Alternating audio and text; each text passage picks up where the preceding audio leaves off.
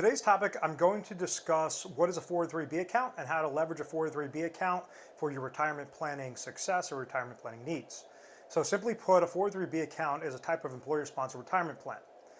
Typically, individuals that are offered 403(b) plans are teachers, preachers, nonprofits. So if you're working for a state employer as an example and you're a teacher, if you're working for a nonprofit hospital as an example, or a nonprofit organization, instead of being offered a 401(k) account, which is set up for private institutions, a 403(b) account is set up for public institutions and their employees of those public institutions.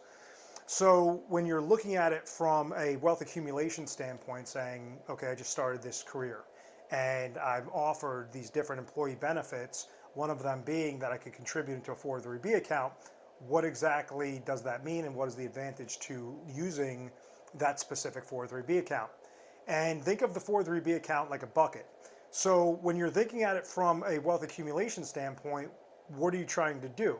Well, you're trying to accumulate dollars in that bucket, have that bucket grow so that when you hit your retirement years, right before your retirement years, you could take that money and start leveraging distribution strategies or ancillary growth strategies or emergency strategies, a whole slew of different things.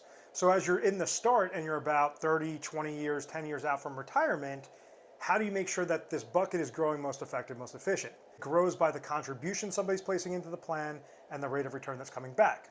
So if we dissect the contribution side, this means the contributions that you're making into the 403(b) account. So for every pay period, you could go and take a portion of your salary and place it into your 403(b) account. Now, what incentivizes somebody to either stay with that employer or add more dollars or less dollars into that 403(b) bucket is something known as the match. So if, let's say, you have a 5% match through your 403(b) account and you make $100,000 in a given year, and you decide to put 5% of your salary into as a contribution each year into your 403(b) account, and let's just say all things being equal, you're getting 100% match up to 5%, that would mean you would place in $5,000 and the employer would also place in $5,000, so your contribution side would be $10,000 working for you that's being placed into your bucket for that year. So if you're fast forwarding and you're doing this constantly, you're constantly getting that 5% match and you're only placing in 5%, that's excellent. You're getting ultimately free money to be placed into this bucket. Now, the opposite side of how that bucket grows is by the rate of return side. And that's based on the different investment allocations that you choose. So if, let's say, you want to be super aggressive and you want those investments to heavily weight towards the stock market, and the stock market does very well that year, well, the combination of your contributions and the rate of return is going to grow that bucket. It's going to magnify that bucket. So if you have growth throughout multiple years, the more you're placing in there, the more that the rate of return is coming back positive, that bucket's going to constantly be growing. Now, what are the problems with the 403(b) account? And the problems come down to the limited funding options on that rate of return side, what grows that bucket. It could either be positive or it could be negative. And there's only so many investment options that you could choose. So typically with a 403(b) account, similar to a 401(k), you're going to have limitations to what your investment choices are. There's only going to typically be about 15 to 25 different investment choices to choose. So those are limitations. There's only so much juice that you could squeeze out of it. If you go and you could set it up more on the personal side, and let's say you create an IRA or a Roth IRA or some other sort of growth-related mechanism, a growth-related account, you could have a multitude of different options. You could have thousands of different combinations of strategies and ultimately interlink it with the 403(b) account, meaning that you could have it in, if you're in a wealth accumulation mindset or wealth accumulation strategy, you could go and say, okay, based on what my match is, I'm going to place what my match is, but if I have discretionary dollars left over from what my expenses are every month, I want to go and take this excess money and place it into a different type of retirement account or something else that's going to be favorable as an additional growth strategy. So another bucket that you have in your arsenal that could ultimately verse against the 403(b) account. And that's important because it's all about leveraging your chips the right way. If you have excess dollars, why would you go and try to squeeze it or try to fit a round peg into a square hole or square peg into a round hole if you don't have to? If you could go and leverage your dollars more efficiently, more effectively elsewhere and give yourself more combination of options, maybe something that has a higher quality, has something that has a lower cost, something that has protections off of how your monies grow, better tax efficiencies, different things like that, and you could go and leverage different buckets along with your 403(b) account. When you fast forward and you're hitting your retirement years, you're now going to have your 403B bucket. You could have your traditional IRA bucket, your Roth IRA bucket. You could have a 7702 plan bucket. There's a whole slew of different things that you could do when you're trying to customize it and more set it up on the individual side that you're not handcuffed to with the 403B. The main incentive for the 403B is to place the monies aside because you're getting that match. Anything beyond that match, that's where you should really leverage your chips the right way and say and see if, okay, is really the 403B investment options, are those something better than I could have on the outside off of a personal plan, or am I pretty limited with that capability? And this is where we try to help individuals when they're going through their wealth accumulation stage and they are offered a 403B account, is looking underneath the hood and saying, okay, how exactly should you structure your 403B account? What should be the different allocation options? What is your risk tolerance? What is your risk score? And making sure that that matches up appropriately based on your 15 to 25 different investment options that you can choose. So you're trying to squeeze the most amount of juice from it. Now, anything left over and you're going and you're creating those separate buckets, that's a whole different conversation, because that's where you could really magnify things. That's where you could really push the pedal to the metal and say, okay, I want something that's going to give me even lower cost than what I have through my 403B. I want to make sure that this is going to, optimize my returns, or make sure that it's, it's not going to have any downside market risk, as an example, if we want to leverage the best fixed accounts or protected growth accounts, or if you want to go into a very aggressive strategy, how to be a lot more aggressive than what is offered in the 403B account.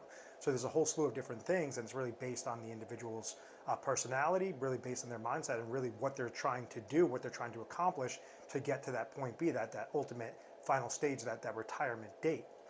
And this would transitions me to the next part of the conversation, because let's say when you have an individual that was working for a company, they're working for an employer, state-run facility, and they were offered that 403B account, and they leave that 403B provider. What happens? Well, now an individual has access to take their old 403B account and roll it over into an IRA account. So the same reasons on why you would want to set up a separate account when you're making contributions would be the same reasons why you want to roll it over, is because now when you have an IRA, or you take your 403B and you could roll that over into an IRA, now you have thousands of different strategies that you could go and correlate it to. You could go and try to optimize that much better than just being handcuffed to those 15 to 25 options that are sitting in the 403B account. Now, what typically happens is an individual says, oh, that sounds great, let me go and just roll my money out of the 403B, but they're still working for their employer. So one of the qualifying events is that you have to make sure that you've severed employment. You either hit retirement age, meaning like you hit like a 59 and a half while you're still working for the employer. That might allow you to take the 403B and roll it out over into an IRA, or you have to just stop working altogether and hit that retirement stage where you're no longer working for that employer, or it was an old employer 403B, and that's how you could have access to those dollars. So there are ways on how to do the rollover, but what we constantly see is individuals that want to do that rollover, but they don't have access to do the rollover. They have to at least make sure that they're hitting their qualification period before that rollover takes place. And if we're looking at it more towards somebody that's placing money into a 403B account, they've been working for that employer, and now they're, let's say, age 60. So maybe they hit a specific age-based in-service rollover requirement or eligibility, where it allows them to take their 403B account, roll it over into an IRA or a slew of different IRAs to make sure it's customized to their plan. Why would somebody do that? And it's based on what they want to accomplish as their retirement goal. And it's ultimately taking that 403B, leveraging those dollars, and creating a plan, not just leaving it into the 403B portfolio. So with that, when somebody hits that specific age, or they hit a certain qualification period, and they're able to take their 403B and roll it over into an IRA or different sorts of retirement accounts, maybe they do Roth conversions as an example, they want to make sure it's more tax efficient, gearing up for retirement or in retirement. That's another mechanism or another strategy somebody could utilize. But for the most part, it's all about making sure that the math adds up, that whatever their ideal retirement date is, they figure out what their expenses are at their ideal retirement date. Then they look underneath the hood of what their current cash flows are, what their cash flows are going to be in retirement.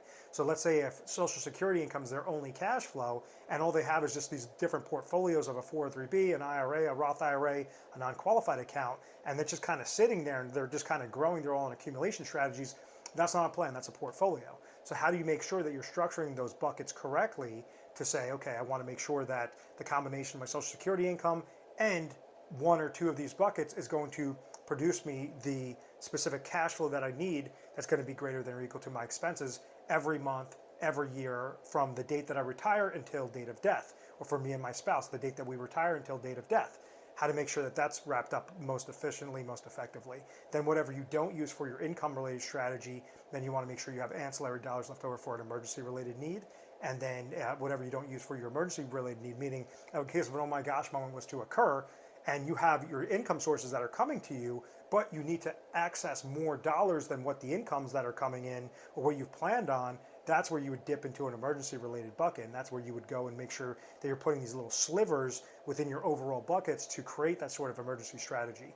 Now, whatever you've focused in on and you've accomplished from your income related strategy, your income related plan, and your emergency related need, and those two are covered, then it basically allows you to have the cherry on top. It allows you to have that growth related strategy. The monies that are left over, okay, how can I grow these dollars? Maybe you're going to use those extra dollars as a type of vacation fund or a specific hobby that you wanted to pursue once you hit those retirement years. So that's all about making sure that you're accumulating those dollars, but it's still in line with what your risk tolerance is.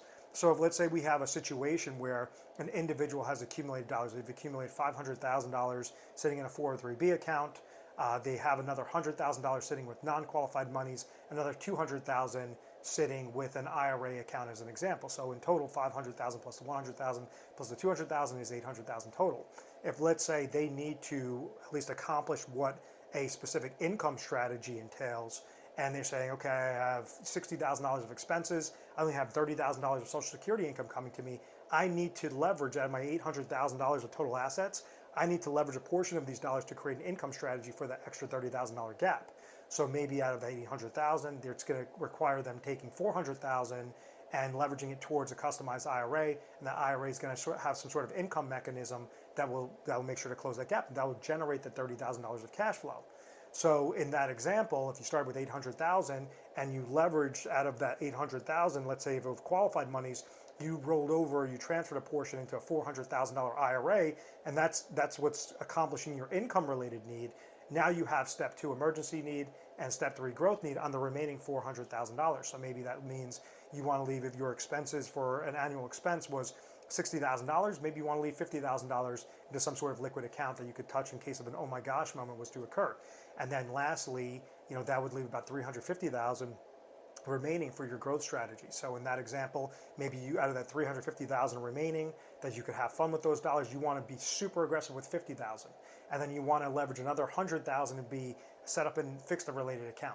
Then you want to have another $100,000 and more of a moderate investment related strategy, moderate portfolio, another $100,000 into a protected growth related strategy or an inheritance maximization type of account. So you could always make sure to splice up these areas properly once you start nearing that retirement stage. And if you do hit these specific qualification periods, that's where it makes sense to, rather than just leave your money in the 403B and say, oh, I hope it does well, I hope. No, that's hopium. What you want to do is create a plan and make sure that you're at least creating these different strategies, optimizing these different lanes, optimizing these different buckets, so that's going to give you that retirement confidence, and know that that date that you retire, your ideal retirement date, you could go into it knowing I have my income covered, I have my emergency need covered, I have my growth related, my ancillary buckets covered, and I'm happy. I know that this is something that I've worked my entire life for, to strive for, to be able to enjoy, not be in constant panic, constant worry mode on what's going on with the market, or am I going to outlive my savings? All these different things that the individuals unfortunately do come into contact with. So if you found value in this video, feel free to give us a call. It's 1-800-566-1002. And the reason why individuals give us a call is based on our different systems. We have the top strategies, we have proprietary strategies, we leverage proprietary products, and then on top of it, we have trademark strategies where no other advisory groups have access to. So at the end of the day, we always want to make sure you're educated and you're confident with whatever your plan is, and that really depends on which sort of education level that you're at. Also, which sort of education preference that you prefer. So, some individuals, they learn better by literature pieces. So we try to go and explain individuals through articles and through different publications. Other individuals, learn better through the video content, very similar to what we're doing on the YouTube side.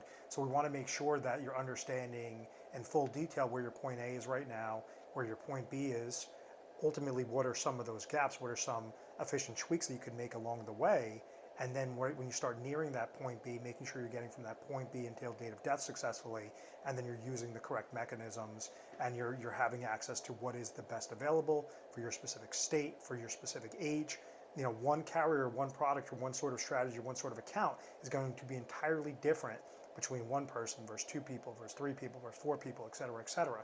So this is where we like to mix and match, and we want to make sure that the individual is covered and they understand where the success comes into play, or they're that much more confident, whether they're in their wealth accumulation stage and they're saying, I just want to make sure that all of my all my gaps are covered, or I'm at least on a efficient projection going forward until my ideal retirement date. And then also for that individual that is nearing that retirement date, and that's where we like to leverage the wealth preservation distribution strategies, preserve the monies, understand why it's important to preserve those monies, and then create the proper distribution so you have the cash flow is greater than or equal to your expenses, you have your emergency needs, and then you have your growth related needs. And that's just kind of a more Cliff Notes version of what we do with our trademark process called the retirement diet plan.